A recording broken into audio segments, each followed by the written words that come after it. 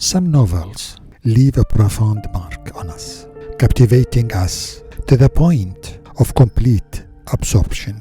We find ourselves immersed in these stories, driven by curiosity to explore their details, hoping to find answers to the questions that haunt us. I'm going to tell you about one of these stories, a story I became attached to and in which I lived during my time in Yemen. In Yemen, I worked as a mountain guide from 1996 to 2000. I lived amidst its magnificent high mountains, becoming a mountaineer myself. I slept in a tent at night and climbed the mountains by day, passing through remote villages at high altitudes and living their mythical melody. The mountains, the fog, nature, everything enchanted me. The landscapes, the people, the desert, the seas, the mountains, and the eagles soaring in the sky, nestled among the peaks. They would reveal themselves to me when the clouds cleared. I would discover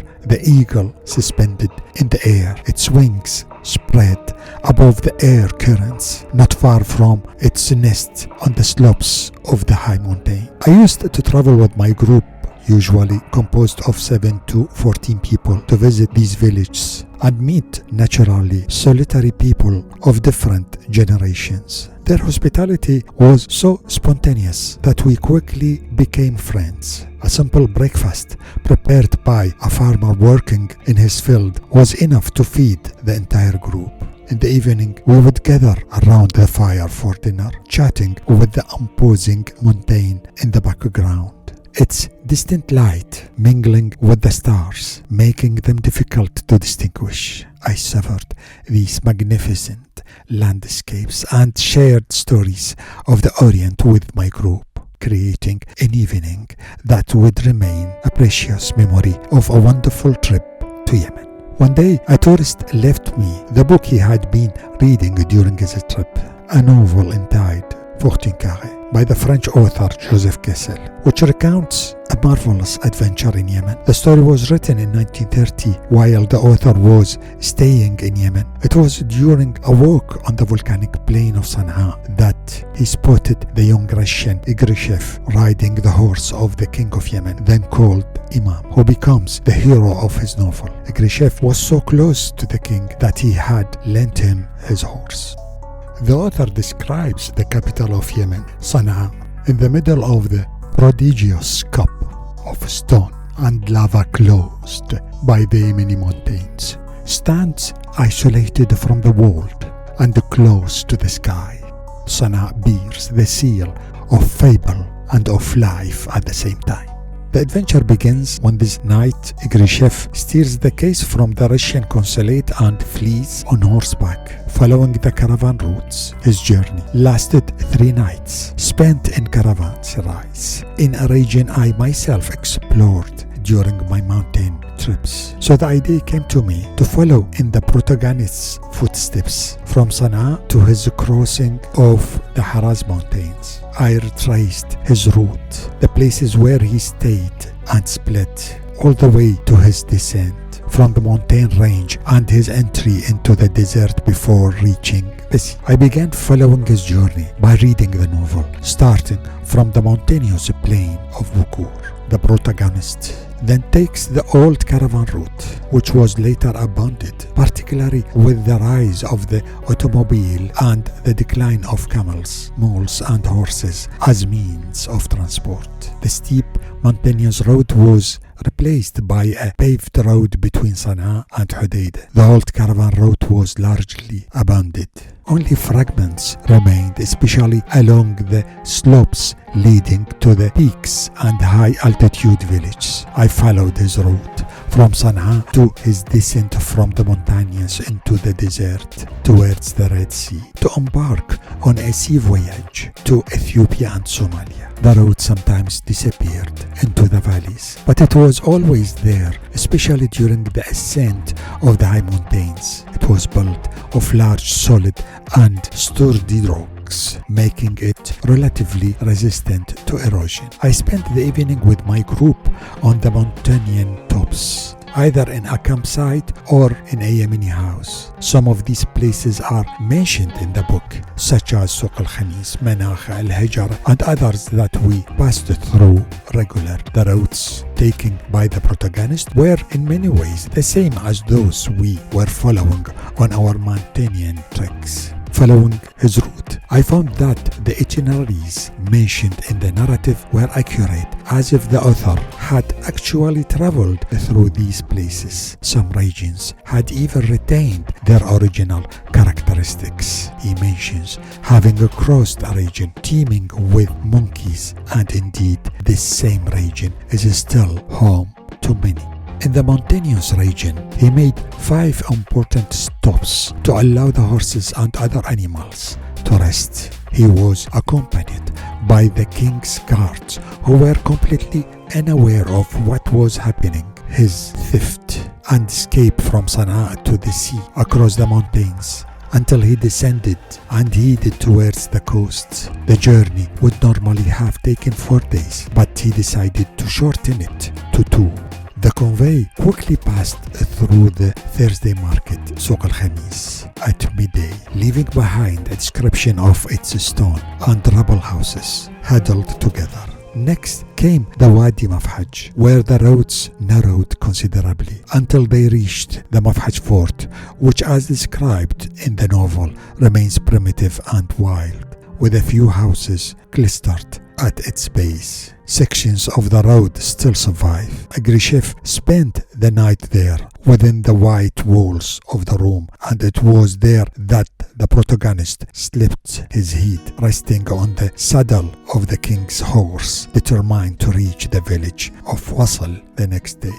The book mentions, of course, Yemeni coffee, renowned for its delicious taste and still living up to its reputation. On the second day, they quickened their pace in the Mafhaj Valley, a valley surrounded by a high rock face that seemed to isolate it. To their left, they glimpsed an opening, a hidden fissure covered with thorn bushes, white fig trees, and giant jujube tree. A path went between the rocky outcrops, and they crossed grassy plains until they reached the gate of Mafhaj. From there, they could see Manakha, the city of mountains, as the author describes it, which was his objective for the first leg of the journey. Kessel describes Manakha, which is applicable till today. In the distance rose a gigantesque wall that disappeared into the clouds. On its summit, among the mist,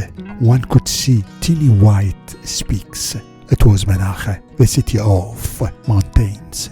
The book evokes the beauty of Manakha, the meaning of its name as a resting place for camels, and its high rampart still standing. They then crossed the bush, where Grishef refused to stop for food because he was determined to reach Wasl that very evening before nightfall. He was trying to convince the royal guard to escort him to Wasl, from where they could return to Sana'a. The book extolled the beauty of this mountain range from Suq al-Khamis, then the magnificent ascent of the Wadi Mafhaj to the town of Manakha, and further climbing to reach the highest pass guarded by the village of Hijra. Here, the protagonist pauses, breathless, because Al-Hijra remains captivating, and it is only fitting to dedicate such a beautiful passage to it, for it remains magnificent through the ages. He describes it enclosed within a circular wall huddled between its towers and stones, Hajar, raised side by side above the mist and the wind. Its prodigious 8-story houses built of rock clinging to one another, its houses grey as lava, narrow as pillar, erected to support the clouds, painted with vibrant horse strips. Through generations, the houses continue to be decorated with whitewash, and he describes the village perched on the mountain peaks. Farther on, higher, lower, as the fantastic cirque widened, Each peak, each summit, each needle raised a sharp and mysterious village toward the sky. And the more Grishef looked, the more these wild, fabulous nests multiplied. They seemed the last, the most incredible. But Grishef only had to strain his eyes to glimpse others towering above them, lost in the mist of the peaks, as in the mist of the open sea, crowning even sharper, rich, miraculous refuge. And the convoy continued until it reached Wasl. Then they headed towards Al-Hijjaila and continued to Abal in the direction of Al-Hudaydah, which overlooks the sea. I followed in his footsteps, living between the lines of the novel and the mountain paths, imagining every dialogue, every description, every pause, every slowing of the caravan due to the rough terrain, and every acceleration when the road widened and leveled. What is remarkable is that the author actually traveled this road with all its twists and turns, so that the descriptions were always accurate. As for the villages, they remain unchanged with their dazzling and fantastic world, and perhaps they will forever. They remain a symbol of history, like an ancient book preserved from the elements. As for me and the novel's protagonist, we are merely passerby before these mountains and fortified villages. These mountains, now a distant memory, haunt and inspire me with their remote beauty. The chapters of this story interweaving with my life and my memory. Thanks.